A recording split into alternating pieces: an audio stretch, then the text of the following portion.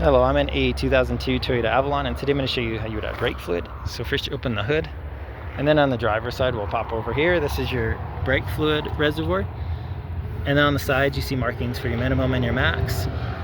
So you want it fairly close to this max line, but don't want it completely full. There's supposed to be some air gap. Double check your owner's manual or good online source that you've got the best liquid to add for your particular make and model. But if you need to add, you'll just pull this stopper off, and then either with a funnel or straight from your liquid jug fill as needed to around the max mark, and then pop this closed again. And at this point I would double check around that there's no cracks in this reservoir or leaks through the lines, because you hardly ever should have to add to this.